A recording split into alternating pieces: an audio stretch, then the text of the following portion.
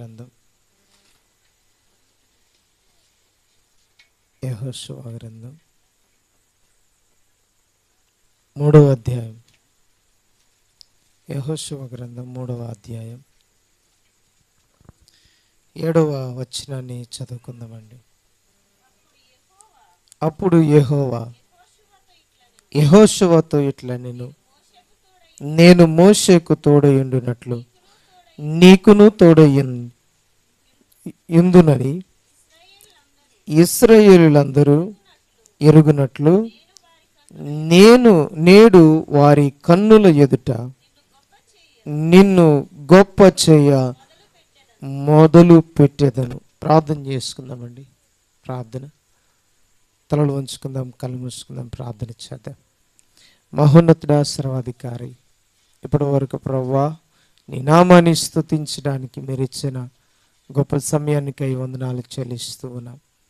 ఈ సమయంలో మరొకసారి ప్రభువా నీ వాక్యాన్ని ధ్యానించడానికి మేము సిద్ధపడుతూ ఉండగా ఇప్పటి వరకు మీరు నీ బిడ్డలు చేసిన ప్రతి ప్రార్థన మీరు విన్నారు. అందుని బట్టి వందనాలు చెల్లిస్తూ ఈ సమయాన్ని ప్రభువా నేను కూడా నీ మాటల చేత కట్టబడడానికి ఇదిగో తండ్రి మీరే నన్ను నీ నోటి బోరుగా వాడుకోమని ప్రార్థన చేస్తూ తండ్రి నిలబడుతుండగా ప్రభువా నీ వాక్యము చేత నింపి నీవే నాతో నీ పిల్లలతో మీరు మాట్లాడి మహిమ పొందుకోమని ప్రతి విధమైన ఆటంకాలు మీరు తొలగించి జాగ్రత్తగా శ్రద్ధగా నీ మాటలు వినగలిగిన శక్తిని మా అందరికీ మీరు దయచేయండి.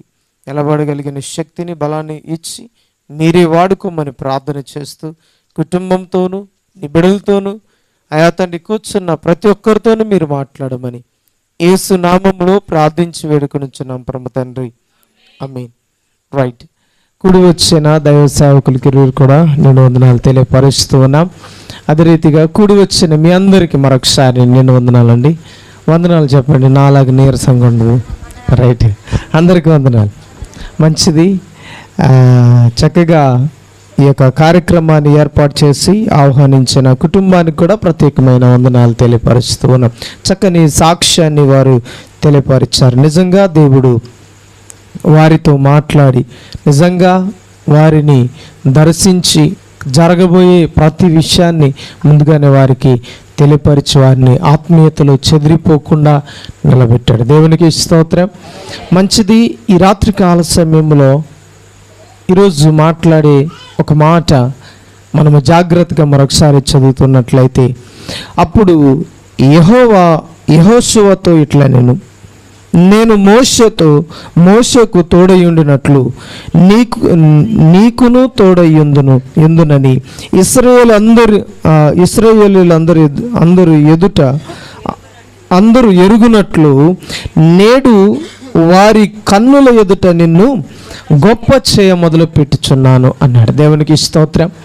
అయితే ఈ రాత్రి కాల సమయంలో ప్రియమైన దేవుని బిడ్డలారా జాగ్రత్తగా మనము ఈ వచనాన్ని పరిశీలన చేస్తే ఇశ్రాయేలు ప్రజల యొక్క జీవితాలలో జరిగిన అనేక గొప్ప కార్యాలు ఇదిగో మొదటిగా మోషే ద్వారా జరిగాయి కదండి. ఐగుప్తు దేశంలో నుండి బానిసత్వంలో నుండి వారిని దేవుడు మోషే ద్వారా విడిపించాడు. అందరికీ మనకు తెలిసిన విషయమే. అయితే ప్రియమైన దేవుని బిడ్డలారా మోషే తర్వాత ఆ బాధ్యతను దేవుడు ఎవరికి అప్పగించాడు అని మనం పరిశీలన చేస్తే యెహోషువ తర్వాత నాయకుడు అని మనం గమనించవచ్చు. దాని కొరకునే ఇదిగో మోషేతో ఎలాగైతే దేవుడు మాట్లాడుతూ నడిపించాడో అలాగే యెహోషువ జీవితంలో కూడా అదే రీతిగా నడిపిస్తానని వాగ్దానం చేస్తూ నడిపిస్తూ వస్తూ ఉన్నారు. దేవునికి స్తోత్రం. దాంట్లో భాగంగానే ఒక విషయాన్ని తెలియపరుస్తున్నాడు. 3వ అధ్యాయం 7వ వచనములో ఇదిగో ఏమని మాట్లాడుతున్నాడంటే, ఎవరు మాట్లాడుతున్నారంట? యెహోవాయే. ఎవరు దేవుడే మాట్లాడుతున్నాడు. ఎవరితో? యెహోషువతో సూటిగా స్పష్టంగా అర్థమయ్యే రీతిగా మాట్లాడుతున్నాడు. ఏమని మాట్లాడుతున్నాడు అంటే, మోషే ఏ కార్యాలైతే చేయడానికి అతన్ని వాడుకున్నానో, మోషే ఏ రీతి కార్యాలు జరిగాయో, మోషే జీవితంలో ఎలాగైతే ఇశ్రాయేలు ప్రజలు జీవితాల కొరకు త్యాగం చేసి నిలబడినప్పుడు నేనే కార్యాలు చేశానో ఇదిగో అలాంటి కార్యాలే ఇదిగో ఇశ్రాయేలు ప్రజలు ఎరుగునట్లు వారి వారి ఎదుటనే ఏం చేస్తానంటే ఇదిగో నీ యందు నేనేం చేస్తాను, గొప్ప కార్యాలు చేస్తానని వాగ్దానం చేస్తాను. నేను ఏమని మాట్లాడుతున్నా అంటే, నిన్ను గొప్ప చేయ మొదలు పెడుతూ ఉన్నాను. ఎవరు తెలుసుకోవడానికండి? ఏ అద్భుత కార్యాలు అయితే చూశారో, ఏ మోషే ద్వారా అయితే కార్యాలు జరుగుతూ వచ్చినప్పుడు కల్లారా చూసి తనివి తీరా ఆస్వాదించి దాన్ని అనుభవించిన ప్రజల మధ్యనే మరొక మాట అంటున్నాడు. వారు తెలుసుకోవాలి. తెలియదా వారికి? అండి మాట్లాడాలి. తెలియదా? తెలుసా? వారికి తెలుసు. అయినప్పటికీ మరలా ఈ మాట మాట్లాడుతున్నాడు. కారణం ఏంటంటే ప్రియమైన దేవుని బిడ్డలారా, ఇశ్రాయేలు ప్రజలు మరిచిపోయారు, విడిచిపెట్టారు. దేవుని పూర్తిగా విసర్జించడానికి వారు తెగించారు. అలాంటి సమయంలో ఈ మాటను మాట్లాడుతూ ఉన్నాడు. ఇశ్రాయేలు ప్రజలు మరలా తెలుసుకోవాలి. ఇశ్రాయేలు ప్రజలు మరలా ఇదిగో దేవుని వైపు మళ్ళాలనే ఉద్దేశం కలిగి ఇదిగో యెహోషువతో ఒక మాట మాట్లాడుతున్నాడు. ఏమనంటే, ఇదిగో నిన్ను గొప్ప చేయడానికి ప్రారంభించాను. దేవునికి స్తోత్రం. కాబట్టి మన ఆత్మీయ జీవితాల్లో దేవుని కార్యాలు చూడడానికి, లేక దేవుడు మన పట్ల కార్యాలు జరిగించాలంటే మొట్టమొదటిగా మనం దేవుని సన్నిధిలో మనం నిలబడాలి. ఇంకొక మాట చెప్పాలంటే, దేవుని కొరకు మనం నిలబడాలి. అప్పుడే మన జీవితాలలో గొప్ప కార్యాలు మనము చూడగలం. మోషే జీవితంలో ఎలాంటి కార్యాలు చేశాడో అంతకంటే గొప్ప కార్యాలు యెహోషువ జీవితంలో కూడా దేవుడు చేస్తూ వస్తూ ఉన్నాడు, ప్రారంభించాడంట. దేవునికి స్తోత్రం. కాబట్టి దానిలో భాగముగానే ప్రియమైన దేవుని బిడ్డలారా, మనము కూడా యెహోషువ కుటుంబం లాగా ఇదిగో ప్రతి కుటుంబం నిలబడాలి. ఆయన కొరకు ఇదిగో తెగించి ముందుకు రావాలన్నదే దేవుని యొక్క ఉద్దేశం. ఇశ్రాయేలు ప్రజలు ఎవరు కూడా నిలబడట్లేదు, వారు ఎవరు కూడా లెక్క చేయట్లేదు. అందుకనే దేవుడు ఇండైరెక్ట్గా మాట్లాడుతున్నారు. వారికి చేయని కార్యాలు నీకు చేస్తాను, వారి పట్ల జరిగించని కార్యాలు నీకు చేస్తాను, నీ కుటుంబం పట్ల జరిగిస్తానంటూ ఉన్నాడు. అందుకని వారి ఎదుట అన్నాడు. అది అర్థమైందా? ఎవరి ఎదుట? వారి ఎదుట, ఇశ్రాయేలు ప్రజల ఎదుట చేస్తానంటూ ఉన్నాడు. దేవునికి మహిమ కలుగును గాక. కాబట్టి ప్రియమైన దేవుని బిడ్డలారా, అలాంటి కార్యాలు మన జీవితంలో ఎన్నో జరుగుతూనే ఉన్నాయి. అందుకని ఈరోజు మరొక ఏడాదిలో, ఇది నిజం చెప్పాలంటే వ్యవసాయంలో ప్రారంభం కదండి. జనవరి ఒకవేళ సంవత్సరంలో ప్రారంభమైతే వ్యవసాయంలో ప్రారంభం ఏది? ఈ నెల కదా. ఇది ప్రారంభం. మనం ఇదే మొదలు అనుకుంటాం కదండి. ఒకవేళ ఏమంటారు దాన్ని, క్యాలెండర్ పరంగా మనం ఒకవేళ జనవరి 1 పండగ చేసినా అప్పుడు ప్రారంభిస్తామా? ఎప్పుడు ప్రారంభిస్తాం? మనకు సంవత్సరం ఇదే మొదలంటే ఇది తొలకరి మొదలైంది, మనకు సంవత్సరం మొదలైంది అన్నట్లుగా మనం పనులు ప్రారంభిస్తాం. అయితే ఒక్క విషయాన్ని గుర్తు చేయడానికి ఇష్టపడుతూ ఉన్నాను. గడిచిన సంవత్సరాల్లో నువ్వు చేసిన కార్యాలు, లేకపోతే నీవు చేసిన ప్రతి పనిని దేవుడు ఆశీర్వదిస్తూ వచ్చాడు, ఇంకా నిన్ను అభివృద్ధి పరుస్తూ వచ్చాడు. ఎన్ని కష్టాలైనా, ఎన్ని శ్రమలైనా సరే నిన్ను నిలబెడుతూ వచ్చాడు. అలాంటి పరిస్థితుల్లో నీవు స్టాండర్డ్గా నిలబడడానికి స్టాండ్ తీసుకున్నది ఏంటంటే దేవుడే. నిజంగా స్టాండ్ తీసుకోవడానికి ఆధారం ఏంటయ్యా అంటే దేవుడే. అయితే ప్రియమైన దేవుని బిడ్డలారా, గడిచిన కాలంలో నువ్వు ఏం సంపాదించుకున్నావో, ఏం పొందుకున్నావో నీకు తెలుసు. అయితే ఒక మాట, దేవుడు ఎంత ఆశీర్వదించాడన్నది నేను అడగను, కానీ దేవుని కోసం నువ్వు ఆశీర్వదించబడిన కొలది నువ్వు ఏం చేసావు అన్నది నా ప్రశ్న. అర్థమైందా? ప్రతి ఒక్కరు రావడం ఏమంటారు, అమ్మ అయ్యా ఈరోజు ఖచ్చితంగా నేను ఏం చేయబడాలా, నా వ్యవసాయం ఏం చేయబడాలా, నా కుటుంబం ఏం చేయబడాలా, ఆశీర్వదించబడాలి. ఈ సంవత్సరం కూడా చేసే పని అంతా ఏమై ఉండాలా? వ్యవసాయ కూలీలు చెప్పేది ఏంటి? మొట్టమొదటిగా నేను చేసే వ్యవసాయం అంతా, ఏదో సామెత ఉంది కదా, 3 పూలు 6 కాయలు కావాలంటే ఎన్ని ఏమండి? ఓకే, మంచిదే, ఆశపడడంలో తప్పేం లేదు. ఒక మాట అడుగుతాను, దేవుని కోసం మరి నువ్వేం చేసావు? ఆయన ఇచ్చిన 3 పూలు 6 కాయలు అయినాయి, మంచిదే, ఆశీర్వాదం పొందావు. 6 కాయలు తీసుకొని ఆ యొక్క అభివృద్ధిని పొందుకొని, మరి దేవుని కోసం నువ్వు ఎలా ఉన్నావు? ఏం చేస్తావు? దేవుని కోసం ఏమి ఇవ్వగలిగావు? ఎలా బ్రతకగలిగావు? దేవుని కోసం ఎలా బ్రతికావు అన్నది నా పాయింట్. కాబట్టి జాగ్రత్తగా ఆలోచన చేయాలి. మనం ప్రతి సంవత్సరం ఆశీర్వాదాన్ని పొందుకుంటాం, కానీ దేవుని కోసం మనం నిలబడలేకపోతున్నాం, దేవుని కోసం మనం బ్రతకలేకపోతున్నాం. దేవుడిచ్చిన ఆశీర్వాదం ఇంకా కావాలి అని ఆశపడతాం, కానీ దేవుని కోసం ఎదుగో సంవత్సరం మన ఆత్మీయత ఎదగాలన్న విషయాన్ని మనం పరిశీలన చేసి చూడాలి. దేవునికి స్తోత్రం. కాబట్టి ఒక విషయాన్ని, ఒక చిన్న ఉదాహరణ చెప్తాను, జాగ్రత్తగా వినండి. గడిచిన సంవత్సరంలో ఒకవేళ కుటుంబం అంతా కలిసి ఒక అరగంట దేవునితో గడిపారనుకో, ఈ సంవత్సరంలో నువ్వు ఎలా ఎదగాలి? ఇందాక అన్నట్లుగానే 3 పూలు 6 కాయలు అయినట్లుగా ఈ సంవత్సరం ఏమవ్వాలి? అరగంట గంట అవ్వాలా, అంతేనా అండి? నా లెక్క ఏంటంటే, ఒకవేళ ఇంట్లో 4 ఉన్నారనుకోండి, గంట అవ్వాలంటే 4 ఎట్లా పంచుకోవాలి చెప్పాలా? బాగా ఆలోచిస్తున్నారు ఏమండి? అదే 4 పాలు ఎంతండి గంట అవ్వాలంటే ఏమండి? అమ్మ లెక్కల్లో వీక. ఇప్పుడు గంటకి ఎన్ని నిమిషాలండి? 60 నిమిషాలు పంచుకోండి ఇప్పుడు. అండి దేవునికి స్తోత్రం. హల్లెలూయా. అండ్ మనిషికి నా లెక్క అది. ఇంట్లో 4 ఉన్నామనుకోండి, ఖచ్చితంగా 4 ప్రతి ఒక్కరు పంచుకొని 15 చేసి వారు ఏం చేయాలి? గంట చేయాలి. దేవునికి స్తోత్రం. ఒకవేళ 15 నిమిషాలు దేవుని కోసం నీవు పంచుకొని గడపగలిగితే వచ్చే సంవత్సరంలో నువ్వు ఎలాగుండాలి అంటే, గడిచిన సంవత్సరంలో నువ్వు 15 నిమిషాలు చేసావు మనిషికి, అయితే ఈ సంవత్సరంలో నువ్వేం చేయాలా? ఇంకొక 15 నిమిషాలు పెంచుకోవాలి. దేవునికి స్తోత్రం. కానీ జరుగుతుంది ఏంటో తెలుసా? ప్రారంభంలో బాగానే ఉంటామండి, ఏం ఉత్సాహం అంటే ఏదో అంటారు కదా, రేసులో గుర్రం ఉరికి చూడండి, అంతకంటే బాగా ఉరుకుతాం. ఎప్పుడు? ప్రారంభంలో మొదట్లు పెట్టేటప్పుడు ఎట్లా ఉరుకుతాం? అరే ఆగరా, ఇంకా బెల్లు కొట్టలేదు ఉరకడానికి అన్నా ఆగం. అర్థమైందా? అదే రేసులో ఏం చేస్తారు? గన్ను కాలుస్తారు, అప్పుడే ఉరకాలంటారు. కానీ మనం ఆగం అప్పటిదాకా కదా, ఉరుకుతూనే ఉంటాం. ఏం స్వార్థ చేయాలి ఎగురు, అసలు మనం తిరగని ఊరే ఉండకూడదు అని ఉరుకుతాం. కానీ ఆఖరికి 2వ సంవత్సరానికి చచ్చుపడిపోతాం. ఏమండి? సంఘాలన్నీ ఇప్పుడు అలాగే తయారైనాయి, లేపినా లేగరు ఇప్పుడు. అందుకని నేను అంటాను ఒక మాట, నీ ఆత్మీయ జీవితంలో నిదానంగా ఎదగాల.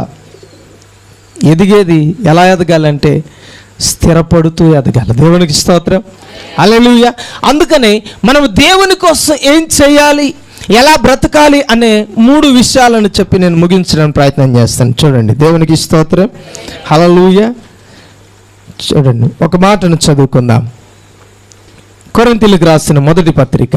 మనం ఎలా ఉండాలి, దేవుడు మనల్ని ఆశీర్వదించిన కొలది మనం ఎలా బ్రతకాలి అనే విషయాన్ని మనం ముందుకు తీసుకుని వెళ్తున్నట్లయితే, కొరింథీయులకు రాసిన మొదటి పత్రిక 1వ అధ్యాయము 4వ వచనాన్ని చదువుకుందాం. క్రీస్తునందు నీకు అనుగ్రహింపబడిన దేవుని కృపను చూసి మీ విషయమై నా దేవునికి ఎల్లప్పుడూ కృతజ్ఞతాస్తుతులు చెల్లించాలి. దేవునికి స్తోత్రం. దేవుడు ఆశీర్వదిస్తూ ఉన్నాడు. ఆశీర్వదించిన కొలది దేవునికి కృతజ్ఞతాస్తుతులు చెల్లించమంటున్నాడు. ఏమంటున్నాడు? కృతజ్ఞతాస్తుతులు చెల్లించమంటే ఒక కృతజ్ఞత కూడిక పెట్టి వదిలేస్తున్నారు. అదే కృతజ్ఞత. That's all. అంతేనా? నేను చెప్పింది ఇలాంటి కృతజ్ఞత కాదు, అందుకని ముందుగానే లెక్క చెప్పాను మీకు. కృతజ్ఞత కలిగి ఉండడం అంటే మరి ఎక్కువగా మనం కృతజ్ఞత కలిగి ఉండాలి. అందుకనే ఒక గంట గడిపే కుటుంబం రానున్న సంవత్సరంలో ఎలాగ ఉండాలో తెలుసా? మరింతగా కృతజ్ఞతాస్తుతులు చెల్లించాలి, మరి ఎక్కువగా దేవునికి కృతజ్ఞతలు చెల్లించాలి. అందుకని కానుకలు ఇచ్చి వదిలేస్తున్నారు, దశమ భాగములు ఇచ్చి వదిలేస్తున్నారు, ప్రథమ ఫలములు ఇచ్చి వదిలేస్తున్నారు. అందుకనే అనుకునే వాళ్ళు ఏమనుకుంటున్నారు తెలుసా? ఇస్తే చాలు, ఇక మన జోలికి ఎవరు రారు కదండి. అది కాదు ఆత్మీయత. ఏంటంటే కృతజ్ఞత కలిగి ఉండడం అంటే దేవుణ్ణి మరీ ఎక్కువగా మనం గుర్తుపెట్టుకోవడం, మరీ ఎక్కువగా దేవునితో గడపడం, మరీ ఎక్కువగా దేవుని సన్నిధిలో మనం ఏం చేయాలంటే ఆయనను స్తుతిస్తూ మనం ఎక్కువగా కుటుంబం అంతా కలిసి ఆయనను గణపరచడం. దేవునికి స్తోత్రం. దీనివల్ల సంఘానికి ఏమొస్తుందండి అనేరు, సేవకునికి ఏమొస్తుందండి లాభం అనేరు, కుటుంబానికి ఏమొస్తుందండి అనేరు. అది కాదు. పాయింట్ ఏంటో తెలుసా? దేవునికి మనం ఎక్కువగా కృతజ్ఞతలు చెల్లిస్తే మరి ఎక్కువగా దేవుడు మనకు ఏం చేస్తాడంటే, ఇక్కడ అంటున్న మాట ఏంటో తెలుసా? మరీ ఎక్కువగా మనల్ని ఆశీర్వదిస్తాడు. దేవునికి స్తోత్రం. హల్లెలూయా. మనము దేవునికి దూరమైన కొలది మన ఆశీర్వాదము, మన దీవెన, మన ఆత్మీయత ఏమవుతుందో తెలుసా? తగ్గిపోతూ వస్తుంది. మన దీవెన కూడా తరిగిపోతూ వస్తుంది. కాబట్టి జాగ్రత్తగా మనం పరిశీలన చేయాలి. మన ఆత్మీయ జీవితంలో మనం మరీ ఎక్కువగా కృతజ్ఞతలు చెల్లించాలి. ఒకవేళ ఈ సంవత్సరంలో 10 బస్తాలు మిగిలిందేమో, పండిందంతా అప్పులకి ఇక్కడ అక్కడ ఇవ్వంగా ఇంకెంత మిగిలింది? 10 బస్తాలు మిగిలింది, చాలండి, ఈ సంవత్సరం అంతా తిన్నా సరిపోతుంది అనుకున్నాం అనుకోండి. వచ్చే సంవత్సరానికి అది ఎక్కువ అవ్వాలా తక్కువ అవ్వాలా? పర్లేదులే, 10 మిగిలితే చాలు మళ్ళీ అనుకుంటామా? అనుకుంటామా? ఏమనుకుంటాం చెప్పాలి? 20 మిగలాలనుకుంటాం. ఇంకా కొంచెం ఆసక్తి కలిగినోడు, ఆశ కలిగినోడు ఏమంటే తెలుసా? 50 మిగలక చాలు, పోయినసారి 10 మిగలుతా అంటారు. అర్థమైందా? అంటే మనము ఆశించే దానికంటే దేవుడు అత్యధికముగా ఆశీర్వదించబడాలంటే ఒకటి, దేవునితో ఎక్కువగా గడపడం, దేవునితో ఎక్కువగా మనం కనెక్షన్ కలిగి ఉండడమే దేవుడు ఆశీర్వదించడానికి సీక్రెట్. దేవునికి స్తోత్రం. కాబట్టి మన జీవితంలో అయితే 2 బస్తాలు ఇస్తే ఎక్కువ ఆశీర్వదిస్తాడేమో అనుకునేవారు చాలామంది ఉన్నారు. పోయినసారి 2 ఇచ్చాను, ఈసారి 4 ఇస్తా అనేవారు కూడా ఉండి, ఆశ ఏంటంటే దేవునికి ఇవ్వాలని కాదు. దేనికో తెలుసా? వారు ఆశీర్వదించబడాలన్నది వారి ఆశ. కానీ దేవుడు వాటిని కోరట్లేదు. అందుకని అంటాను, నేను బలులను కోరట్లేదు. దేనిని కోరుతున్నాడు?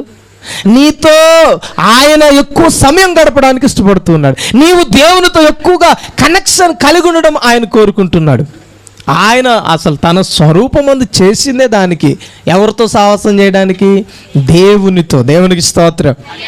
అందుకనే చూడండి, ఆనోకు జీవితంలో ప్రియమైన దేవుని బిడ్డలారా ఎక్కువగా దేవునితో కనెక్షన్ కలిగి ఉన్నాడు కాబట్టి మరణం లేకుండా ఆయన ఎదుగు తీసుకుని వెళ్ళాడు. దేవునికి స్తోత్రం. హల్లెలూయా. అర్థమైందా ఈ పాయింట్? 365 సంవత్సరాలు బ్రతికాడు. అన్ని సంవత్సరాలు కూడా దేవునితోనే గడిపాడు. దేవునికి స్తోత్రం.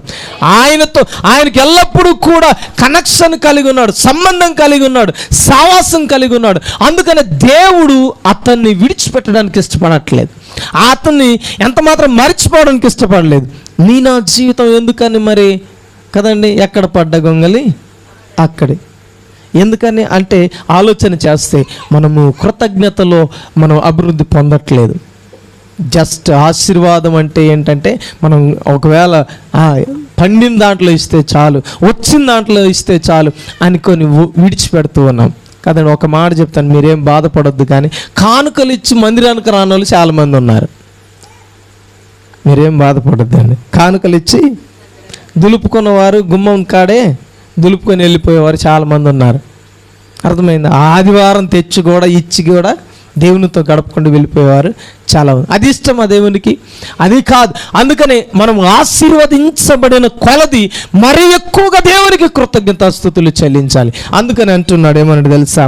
మీరు ఎల్లప్పుడూ కూడా కృతజ్ఞతాస్తుతులు చెల్లించుడు. దేవునికి స్తోత్రం. అందుకని ప్రియమైన యెహోషువ జీవితంలో దేవునితో ఎక్కువ కనెక్షన్ కలిగి ఉన్నాడు. ఒక మాట చెప్తాడు కదండి, ఆ మాట మనందరికి ప్రపంచాన్నే ఒక పరివర్తన చెందించే మాట. ఏమన్నాడంటే, నేను నా కుటుంబం వారు కేవలం యెహోవాను మాత్రమే సేవిస్తాం. మీ ఇష్టం, ఎవరిని సేవించినా నాకు సంబంధం లేదు. కానీ చెప్తున్నాను ఒకటి, నీకు ఇష్టమైతే ఇదిగో నా కుటుంబం ఎలాగ సేవిస్తుందో, నా కుటుంబం ఎలాగైతే దేవునితో ఉందో మీరు కూడా ఉండాలి అని ఇండైరెక్ట్గా స్టేట్మెంట్ ఇచ్చాడు. అందుకని మీరు ఎవరినైనా వారు తెగించారు, ఏమని తెలుసా? మాకు అవసరం లేదు అన్నప్పుడు ఆయన ఒకటే ఒక మాట, మీరు అందరూ ఒకవైపు ఉన్న నేను నా కుటుంబం మాత్రం దేవుని వైపే అన్నాడు. దేవునికి స్తోత్రం. హల్లెలూయా. కాబట్టి ఈ రాత్రి కాల సమయంలో దేవునికి కావలసింది మనం ఇచ్చేది కాదు, ఇదిగో మనము గడిపేది ఆయనతో గడిపే సావాసం కావాలి ఆయనకి. కాబట్టి ప్రియమైన దేవుని కృతజ్ఞత కూడిక అనగానే గుర్తు రావాల్సింది ఏంటో తెలుసా? దేవునితో గడపడానికి. అర్థమైందా? దేవునితో ఎక్కువగా గడపడానికి. అదే మనం సరి చేసుకోవడం ప్రయత్నం చేద్దాం. ఆలోచన రావద్దు ఈసారి ఒకవేళ 100 బస్తా పడితే ఖచ్చితంగా 10 బస్తాలు ఇస్తాను ప్రభా అని అదేమి లెక్కలేసుకోవద్దు. దేవా నీకు ఇంకా ఎక్కువగా నేను ఏమవుతాను, సమీపంగా ఉంటున్నాయా, నీకు ఎక్కువగా ఇంకా దగ్గర అవుతున్నాయా అని మనం ప్రార్థన చేయగలిగితే ఎంత బాగుంటుంది. దేవునికి స్తోత్రం. అర్థమైందా? అందుకని ఒక మాట ఎప్పుడు వాడుతూ ఉంటాను, నువ్వు ఎంత బిజీ అయితే దేవునికి అంత సమీపంగా ఉండాలంట. దేవునికి స్తోత్రం. ఎంత బిజీ, ఎంత విస్తరించబడితే అంత దగ్గరగా దేవునికి నువ్వేం చేయాలా? దగ్గరగా రావాలి. అది దేవుడు కోరుకునేది. అప్పుడు దేవుడు దీవిస్తాడు. ప్రియమైన దేవుని బిడ్డలారా, నీ ఆత్మీయ జీవితంలో ఖచ్చితంగా దీన్ని పాటించగలిగితే ఆశీర్వదించబడతావు. దేవునికి స్తోత్రం. అందుకని ఆ సీక్రెట్ చెప్తూ ఉన్నాడు, నేను నా కుటుంబం ఇదిగో దేవునితో గడుపుతాం, ఆయనతోనే ఉంటాం. ఈరోజు మనం కూడా ఆ మాట చెప్పగలిగితే ఖచ్చితంగా దేవుడు సంతోషిస్తాడు. దేవునికి స్తోత్రం. ఇలాంటి కృతజ్ఞత కూడిక అప్పుడు అర్థం వస్తుంది. అప్పుడే మనం చేయబోతున్న పనులన్నిటిని దేవుడు దీవించడానికి ఇష్టపడతాడు. అర్థమవుతుందా? చాలామంది అండి వస్తారు, మందిరానికి వస్తారు, కూడికలకు వస్తారు, కానీ చాలామంది కూనిపాట్లు పడి ఏ వాక్యం చెప్పారో కూడా గుర్తుపెట్టుకోకుండా వెళ్ళే వారు చాలామంది ఉన్నారు. ఏండి మాట్లాడితే, ఏంటమ్మా ఏంటి అలిసిపోయావా అంటే, అవునయ్య గారు బాగా అలిసిపోయా, అస్సలు వినలేకపోయాను ఈరోజు అంటాం కదా. నిజం చెప్పాలంటే అయ్యగారు ఒక మాట అన్నారు, 1 తారీఖు నుండి రెస్ట్ లేదు, 12 గంటలు పడుకున్న పాపం లేదు, 1 గంట కంపల్సరీ అవ్వాల్సింది, ఇంక్లూడింగ్ నిన్న కూడా. అర్థమైంది? కారణం ఏంటంటే మన ఆత్మీయ జీవితంలో మనం పరిశీలన చేయాలి. మన జీవితంలో ఎప్పుడు కూడా రెస్ట్ ఉండదు మనకి. ఎప్పుడు ఆగారా పని చేయకుండా? 2 రోజులు ఆగుదాంలే అండి, పర్లేదులే, ఈ సంవత్సరం చేయొద్దులే, ఆగుదాం ఉన్నదా? లేదు. కానీ మనం ఎప్పుడు చూసినా మనం పరిగెడుతున్నాం, కానీ దేవుని కోసం పరిగెత్తి రావట్లేదు. అది దేవుడు కోరుకునేది. ఒకటి, ఆయనతో సంబంధం కలిగి ఉండడం ఆయన కోరుకునే విషయం. కాబట్టి ప్రియమైన దేవుని బిడ్డలారా, మొట్టమొదటిగా కృతజ్ఞతాస్తుతులు చెల్లించడానికి మనం ఇంకా మనం అలా అభివృద్ధి చెందాలి, ఎక్కువగా కృతజ్ఞతాస్తుతులు చెల్లించాలి. రెండోదిగా మనం పరిశీలన చేస్తే అదే అధ్యాయంలో కింద, క్రీస్తును గూర్చి సాక్ష్యము నీలో స్థిరపడినందున అన్నాడు. ఏండి? స్థిరపరచబడినందున. జాగ్రత్తగా చాలండి. రెండోదిగా ఏమవ్వాలంటే, మనము ఎలాగైతే దేవునికి కృతజ్ఞతాస్తుతులు చెల్లిస్తూ మనం ఆశీర్వదించబడుతున్నామో, ఇదిగో రెండోదిగా మనం సాక్ష్యములో స్థిరపడడంలో కూడా, స్థిరపరచబడడంలో కూడా మనం ఇంకా అధికంగా ఉండాలి కదండి. మొదట్లో మంచి సాక్ష్యం ఉండదండి, ఇప్పుడు ఏమైపోయిందో విన్నారా? ప్రతి సంఘంలో ఉంటుంది ఇలాంటిది కదా. ఫస్ట్లో బాగానే ఉండేటోడండి, చాలా చక్కగా ప్రార్థన చేసేటోడు, చక్కగా పాటలు పాడేటోడు, చక్కగా ముందే వచ్చి కూర్చునేటోడు. ఇప్పుడు అజలేడు, చెప్తే వత్తలే పా అంటాడు కదా. చక్కగా పాడేది అక్క పాటలు, ఇప్పుడు పాటే రాట్లే, ఏ రాగం తీస్తే ఏ రోగం వస్తుందో మరి ఆమెకి అనేటోళ్ళు చాలామంది ఉన్నారు కదా. ఏం లేరా? కారణం ఏంటంటే సాక్ష్యాన్ని మనం స్థిరంగా నిలబెట్టుకోవట్లేదు. దేవుడు కోరుకునేది అభివృద్ధి అంటే నీ సాక్ష్యాన్ని ఇంకా స్థిరపరచుకోవాలి. హల్లెలూయా.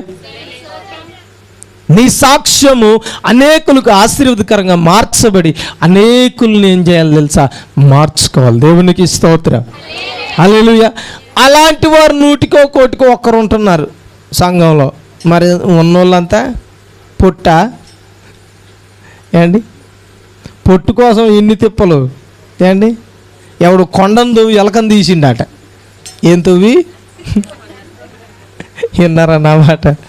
ఇప్పుడు నిన్న కొండను తవ్వాడట. మరి ఏమి అందరూ అనుకుంటున్నారు, అబ్బో గట్టిదే ఉంటుంది, ఎంత తవ్వుతున్నాడంటే, ఇంత ప్రయాసపడుతున్నాడంటే ఖచ్చితంగా గట్టిదే ఉంటుంది అన్నారట. చివరికి ఏం చేశాను, చిన్న ఎలక పిల్లని తీసుకొచ్చినాడు. దీనికోసం నేను ఇంత ప్రయాసపడి, దానివల్ల ప్రయాస వ్యర్థమే కదా.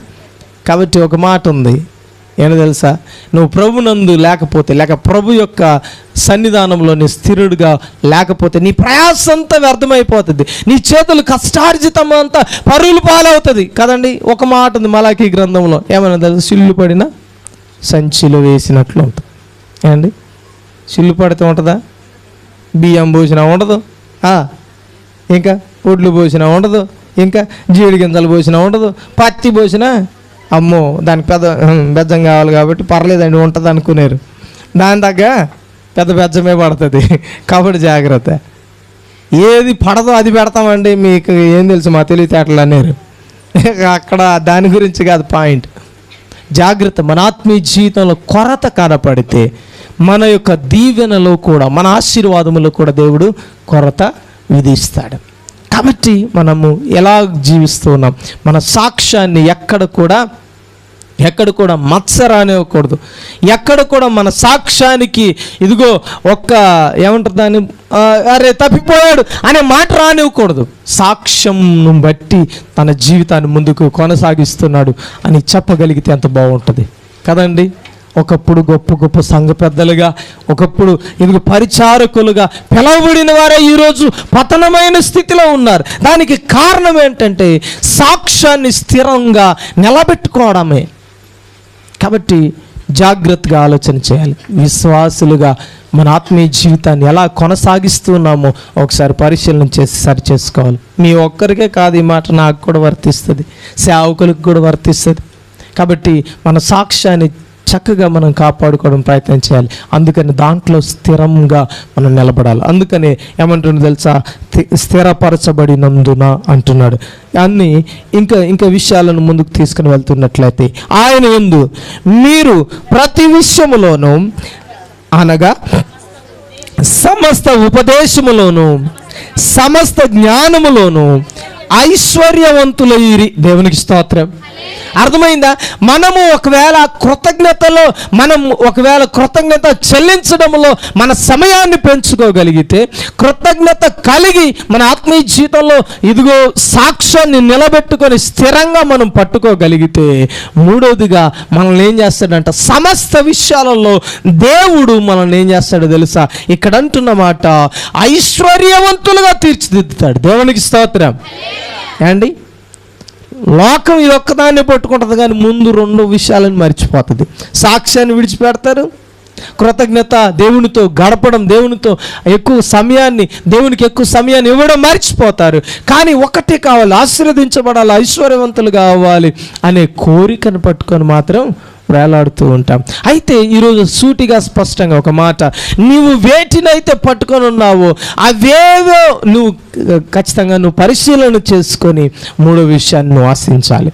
నువ్వు సాక్ష్యాన్ని సరిగ్గా కాపాడుకోగలుగుతున్నావా?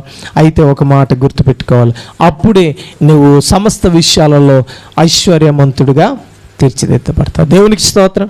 కొంతమంది ఉంటారు అన్ని విషయాలలో దీవించబడుతూ ఉంటారు, కానీ బిడల జీవితాలలో గొప్ప ఫలాలు చూడలేకపోతున్నారు. వారు దారి తప్పిపోయిన పరిస్థితులు, వారి చదువుల్లో మంచి మార్కులు లేని పరిస్థితులు, ఇదిగో వారు పనికి మాలిన వారిగా అయిపోయే స్థితులు. కారణం ఏంటంటే ప్రియమైన దేవుని బిడ్డలారా, ఇదిగో దేవుని సన్నిధిలో వారు సరిగ్గా లేకపోవడమే.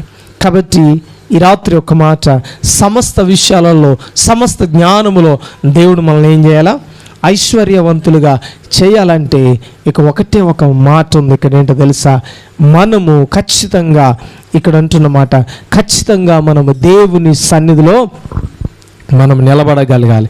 దేవుని సన్నిధానములో ఖచ్చితంగా మనం స్థిరులుగా నిలబడాలి. దేవుడు కోరుకునేది ఒకే ఒకటి, నిన్ను ఆశీర్వదించాలని. దేవునికి స్తోత్రం. ఆయన ఆశీర్వదించాలంటే నువ్వు ఎక్కడ ఉండాలండి? ఇప్పుడు చెప్పాలి, ఎక్కడ ఉండాలా అండి? ఎక్కడ రోడ్ల మీద తిరిగితే కాదు ఏండి. ప్రార్థన జరుగుతుంటే ఏంట్రా ప్రార్థనకు రాలేదంటే ఆయన అంటుండే, మంచిగా నిద్రపెడితే పడుకున్నాను అయ్యగారు అన్నారు ఒకరు. ఏండి, ప్రార్థన అయిన తెల్లారి అడిగితే అంటున్నాడు, ఏంట్రా ఉండలేదా ఇంట్లో? ఉన్నాను కానీ మంచిగా నిద్రపెట్టింది, పడుకున్నాను అయ్యగారు అన్నాడు. అలా పడుకొని నిద్రపోతే ఇంటి పక్కనే ఉండి అప్పుడు ఆశీర్వాదం రాదు ఏండి. లేకపోతే ప్రార్థన చేస్తారులే ఇంటివారు, నేను పడుకున్నా పర్లేదు, నేను చేయకపోయినా పర్లేదు అని ఈ లోకంలో ఒకవేళ నువ్వు నిర్లక్ష్యపరిస్తే నీ ఆత్మీయ జీవితంలో నువ్వు ఖచ్చితంగా ఎదగలేవు. కాబట్టి ప్రియమైన దేవుని బిడ్డలారా, నీవు యెహోషువ వలె నీ జీవితాన్ని ఖచ్చితంగా దేవునితో, అందుకని 3 విషయాలు కంపేర్ చేస్తున్నాను, జాగ్రత్తగా వినండి. మొట్టమొదటిగా ఇదిగో ఆయన అన్నాడు, ఇశ్రాయేలు ప్రజల ఎదుట నిన్ను గొప్పగా చేస్తానన్నాడు. అందుకనే ఆయన ఏం చేశాడు తెలుసా, ఎల్లప్పుడూ కూడా కృతజ్ఞత చెల్లించడము ఏమాత్రము డోకా చేయలేదు, ఏమాత్రము వెనక్కి తిరిగి చూడలేదు, ఏమాత్రం విడిచిపెట్టలేదు. అందుకనే తాను దేవుడు ఏం చేశాడు తెలుసా, గొప్పవాడిగా చేయడానికి ఇష్టపడుతూ ఉన్నాడు. తన సాక్ష్యాన్ని కాపాడుకున్నాడు. ఎక్కడ కూడా లేదండి తన సాక్ష్యాన్ని పాడు చేసుకున్నట్లు ఎక్కడ లేదు. కావాలంటే చదవండి బైబిల్లో తన యొక్క జీవిత చరిత్రను. తన జీవిత చరిత్రలో ఎక్కడ కూడా మత్స రానివ్వలేదు, ఎక్కడ కూడా ఆ అవిశ్వాసాన్ని రానివ్వలేదు కదండి. 10 మంది వెళ్ళిన చోట ఇద్దరు సాక్ష్యాన్ని ఇచ్చారు. దాంట్లో ఎవరున్నారు? ఉన్నాడా లేడా? ఉన్నాడా లేడు? చెప్పట్లేదు. మీకే డౌట్ వస్తుంది, అమ్మో మీనోడో ఇల్లుండో మరి బేగత్తోడో నాన్న మందిలా నా టయానికి అనేరు. అండ్ మీరు ఉండరులే, ఏ టయానికి ఉండరు. ఎందుకని? అదే టయానికి ఏ పెళ్లి కార్డు వస్తుంది, ఫంక్షన్ కార్డు వస్తుంది అదే టయానికి. మొన్న మంచి వాక్యం జరిగిందంటే అరే ఆ రోజే నన్ను మందిలా అని అంటుంటారు. అర్థమైందా?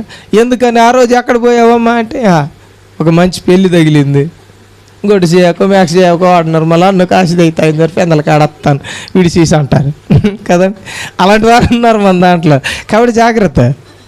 ఇలాంటి వాటికి యెహోషువ ఏమి వెళ్ళలేదు ఎక్కడ కూడా. అలాంటి వాటికి తన సాక్ష్యాన్ని ఏమి పక్కన పెట్టి చూద్దాంలే, దేవునికి ఏం పని ఉంది, అది ఆయనకి అదే పని, నాకు బోలెడు పనులు ఉన్నాయి అనుకోలే. ఆయన తన సాక్ష్యాన్ని నిలబెట్టుకున్నాడు, తన సాక్ష్యాన్ని కాపాడుకున్నాడు. మూడవదిగా ప్రియమైన దేవుని బిడ్డలారా, అందుకనే తన యొక్క కీర్తి ఎదుగో ఇశ్రాయేలు దేశం ఇశ్రాయేలు ప్రజల మధ్య విస్తరింపచేశాడు. దేవునికి స్తోత్రం. అందుకనే ప్రియమైన దేవుని బిడ్డ తనను ఎంతో గొప్పగా తీర్చిదిద్దాడు. నిజంగా యెహోషువ గ్రంథాన్ని చదివితే తన యొక్క గొప్పతనాన్ని ఎలాగ దేవుడు పెంచాడో మనకు అర్థమవుతుంది. దేవునికి మహిమ కలుగును గాక. కాబట్టి ఈరోజు మనం చేసే పనులు, వ్యవసాయాలు, ప్రతి పని కావచ్చు, దేవుడు ఆశీర్వాదకరంగా మార్చాలంటే మనం కానుకలు ఇస్తేనో దశమ భాగములు ఇస్తేనో వాటి వల్ల కానే కాదు. దేని వల్ల అవుతుందో తెలుసా?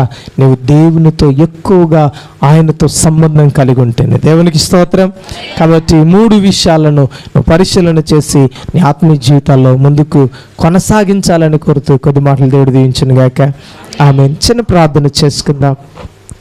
దేవుడు ఈ రాత్రి నీతో నాతో మాట్లాడిన విషయాన్ని ఒక్కసారి పరిశీలన చేసి మన హృదయాల్లో ఒక చిన్న ఒప్పుకోలు ప్రార్థన చేసి మనము దేవుని సమయాన్ని ఇదిగో ఒక్కసారి ఉపయోగకరంగా వినియోగించుకుందాం. ప్రార్థన చేద్దాం. ప్రభువా, నా జీవితంలో నిజంగా కలిగిన కొలది ప్రభువా కొంత ఆశీర్వాదాన్ని బట్టి కొన్నిసార్లు నేను ఇదిగో విస్తరింపబడుతూ ఉన్నాను అనుకుంటున్నాను, కానీ ఎక్కువగా నీతో గడపడం, నీతో ఆయా నీ సన్నిధిలో ఆయా తండ్రి ఇదిగో గడపడం అనేది నాకు ఎక్కువ ఆశీర్వాదాన్ని తెచ్చిపెడుతుందని గ్రహించలేకపోయాను. ఈ రాత్రి విన్నానయ్యా, దానిని బట్టి నేను ముందుకు కొనసాగే భాగ్యం దయచేయని ప్రార్థన చేద్దామా? ప్రార్థన చేసుకుందాం. మహోన్నతుడా, సర్వాధికారి యెహోషువ ఎలాగూ విస్తరించబడ్డాడో తండ్రి కొన్ని విషయాలు మేము గ్రహించాం. కృతజ్ఞతలు. ఇదిగో ఇంటి వారందరితో కలిసి ఈ సన్నిధిలో నిలబడ్డారు ప్రభువా. అది స్థిరంగా తన సాక్ష్యాన్ని కాపాడుకుంటూ నిలబడ్డాడు. ఆయన నిలబడ్డాడు, కానీ ఏదో అడపాదడప వస్తూనో లేకపోతే తన అవిశ్వాసాన్ని కనపరుస్తూనో రాలేదు. తన సాక్ష్యాన్ని కాపాడుతూ నీ సన్నిధిలో నిలబడ్డాడు. ఎన్ని శ్రమలు, కష్టాలు, శోధనలు వచ్చినా, ఆయా కన్నీరు వచ్చినా నిన్ను విడవకుండా నిలబడ్డాడు. చివరికి ఇదిగో మహా గొప్ప ఐశ్వర్యాన్ని పొందుకున్నాడు. సమస్త ప్రజల మధ్య తాను సాక్షిగా మీరు నిలబెట్టి స్థిరపరిచారు ప్రభువా. అటు స్థితిలో విన్న మా జీవితాలలో అటు స్థితిని కలిగించి మేము కూడా స్థిరంగా నిలబడే భాగ్యాన్ని కృపను దయచేయమని ప్రభువైన యేసుక్రీస్తు నామములో